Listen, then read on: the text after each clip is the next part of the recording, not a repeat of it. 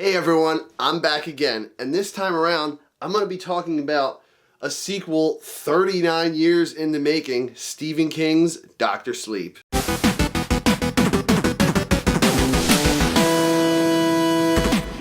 So it's going to be hard to talk about this movie without some mild spoilers, so if you haven't really seen the trailers or anything like that, I would probably click off of this, or if you don't care, then just keep watching. So Dr. Sleep, years following the events of the Shining film, follows our main character, Danny Torrance, the little kid from the first film. Danny's carrying a lot of weight with him. I mean, he's been through a traumatic experience. He lost his dad in the first film. I know Stephen King didn't really like the first Shining film because at the end of the book, I know there's a scene where Jack Torrance lights up the boiler and he has a brief moment where he snaps out of it and tells Danny and the wife to just get out of there, run.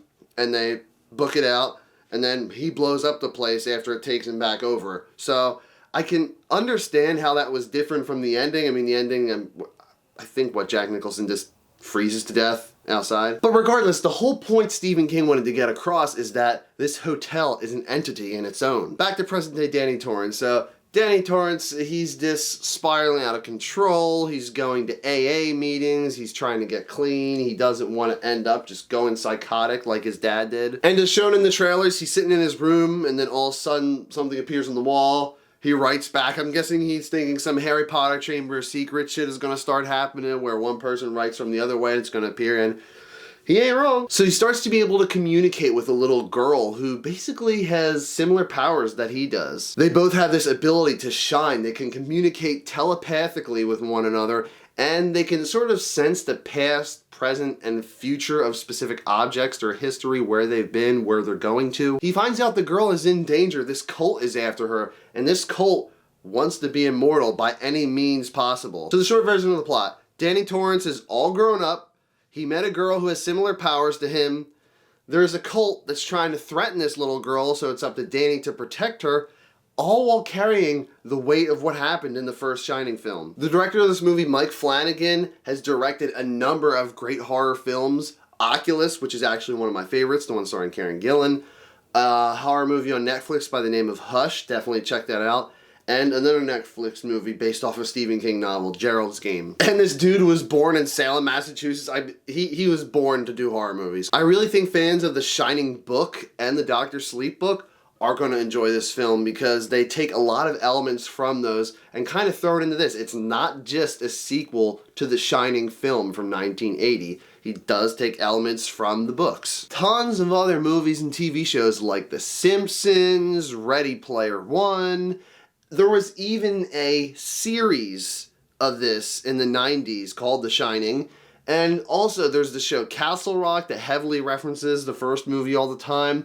If this movie didn't turn out well, there was going to be problems. Let's just talk about Ewan McGregor because I love to see him broken down in this film. I mean, seeing him earlier on when he's a drunk, he's just beating people up, he's dealing with all this stress and pain, gets me really excited for that Star Wars Obi-Wan series coming up. Because in that, technically speaking, at the end of episode 3, the Jedi lost, so I would love to see just a broken Jedi, not like Luke Skywalker in episode 8 or anything like that, but just in general, I would love to see Ewan McGregor do that. He's one of my favorite actors. I loved him in the first 3 Star Wars films, and in that movie, The Island by Michael Bay. A very rare instance where Michael Bay does a film I love. But throughout this film, I just see Ewan McGregor's acting chops getting better and better because Danny just changes as a character as the film progresses. He goes from this disgruntled, washed up,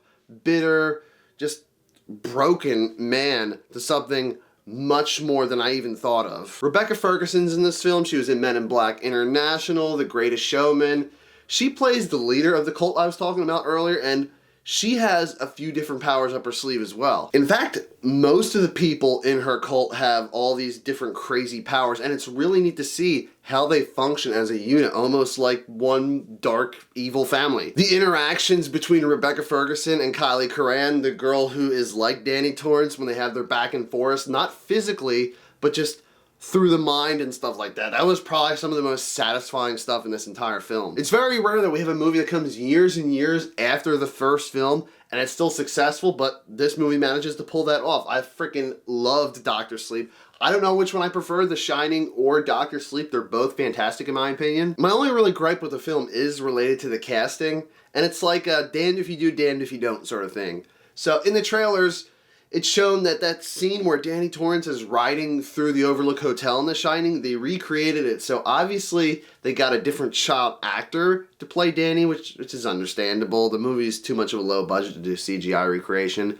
And they also showed the character that Scatman Crothers played in the original film. He's been recasted as well, and there's also some other surprise characters that come back who've also been recasted. And it took me a second to realize like who they were at first. I was like, oh, is that what they were going for? Like, they sort of resemble the original characters in the first film. Some of them are a given that you know who they are, but others you're just like, wait, like who was that? But luckily for me, I did watch the original film right before this one, so I knew just about everyone. Like I said, damned if you do, damned if you don't, because there is certain scenes where they show clips from the first film, and there's also scenes where they show replaced actors. People who haven't seen the movie in like 10 plus years are gonna just be like, wait, what? Regardless of the actual plot of this film, either way, Danny Torrance carries all of that baggage from the events of the first Shining film, so you know that in some way, shape, or form, whether it happens in his mind or in real life,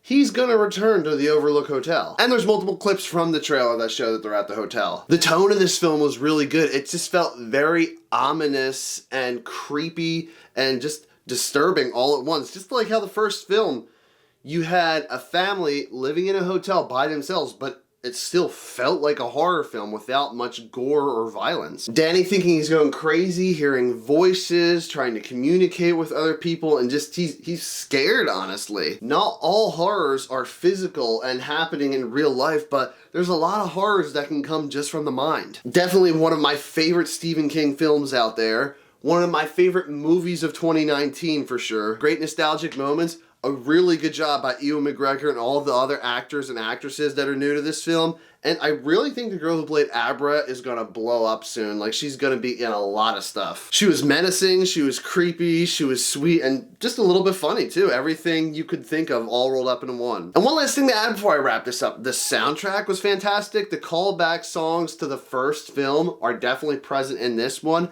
And they add some new creepy, ominous music as well, which just all blends really nicely together. Tone was done right, and just as a whole, fans of Stephen King, fans of The Shining and Doctor Sleep book, fans of the first Shining film are all gonna love this movie. I honestly don't see why they wouldn't. Guys, go out to see this right away. This is hands down the best Stephen King film of this year, right up there with In the Tall Grass on Netflix. If you guys haven't checked that out, please do as well. Doctor Sleep gets a near perfect 9.5 out of 10.